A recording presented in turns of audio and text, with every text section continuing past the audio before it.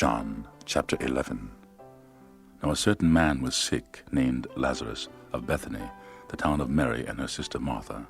It was that Mary which anointed the Lord with ointment, and wiped his feet with her hair, whose brother Lazarus was sick. Therefore his sisters sent unto him, saying, Lord, behold, he whom thou lovest is sick. When Jesus heard that, he said, The sickness is not unto death, but for the glory of God, that the Son of God might be glorified thereby. Now Jesus loved Martha and her sister and Lazarus. When he had heard therefore that he was sick, he abode 2 days still in the same place where he was. Then after that he saith to his disciples, Let us go into Judea again.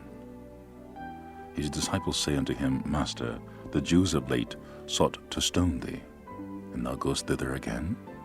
Jesus answered, Are there not 12 hours in the day?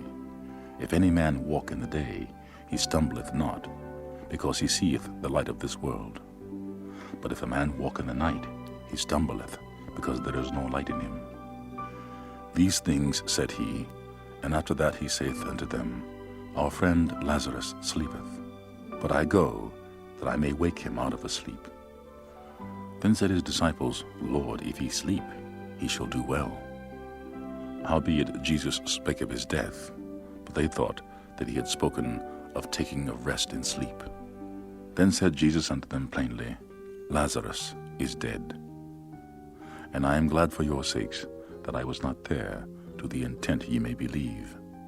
Nevertheless, let us go unto him. Then said Thomas, which is called Didymus, unto his fellow disciples, Let us also go, that we may die with him. And when Jesus came, he found that he had lain in the grave 4 days already. Now Bethany was nigh unto Jerusalem, about 15 furlongs off. And many of the Jews came to Martha and Mary to comfort them concerning their brother. Then Martha, as soon as she heard that Jesus was coming, went and met him, but Mary was still in the house. Then said Martha unto Jesus, Lord, if thou hadst been here, my brother had not died. But I know that even now, whatsoever thou wilt ask of God, God will give it thee. Jesus saith unto her, Thy brother shall rise again. Mary saith unto him, I know that he shall rise again in the resurrection at the last day. Jesus said unto her, I am the resurrection and the life. He that believeth in me, though he were dead, yet shall he live. And whosoever liveth and believeth in me shall never die. Believest thou this?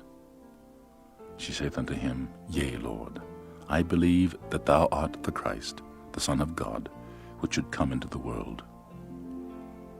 And when she said so, she went away and called Mary, her sister, secretly, saying, The Master is come, and calleth for thee. As soon as she heard that, she arose quickly and came unto him. Now Jesus was not yet come into the town, but was in that place where Martha met him. The Jews then, which were with her in the house, and comforted her, when they saw Mary, that she rose up hastily and went out, followed her, saying, She goeth unto the grave to weep there. Then when Mary was come where Jesus was, and saw him, she fell down at his feet, saying unto him, Lord, if thou hadst been here, my brother had not died. When Jesus therefore saw her weeping, and the Jews also weeping which came with her, he groaned in the spirit, and was troubled, and said, Where have ye laid him? They said unto him, Lord, come and see. Jesus wept. Then said the Jews, Behold how he loved him. And some of them said, Could not this man, which opened the eyes of the blind, have caused that even this man should not have died?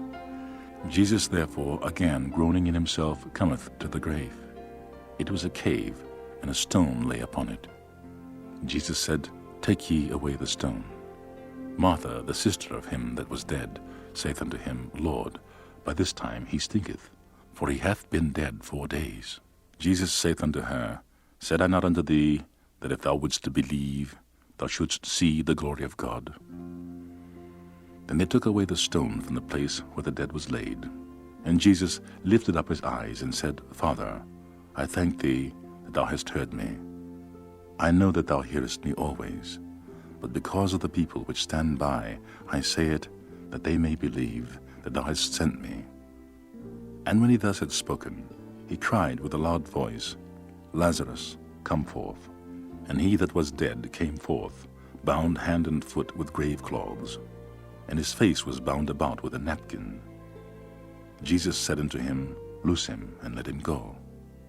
Then many of the Jews which came to Mary, and had seen the things which Jesus did, believed on him. But some of them went their ways to the Pharisees, and told them what things Jesus had done.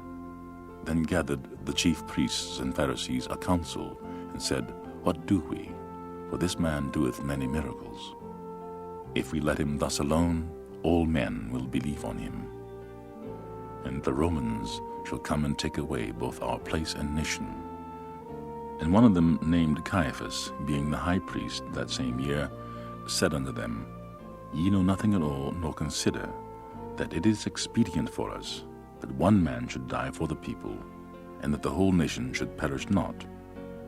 And this spake he not of himself, but being high priest that year, he prophesied that Jesus should die for that nation, and not for that nation only, but that also he should gather together in one of the children of God that were scattered abroad.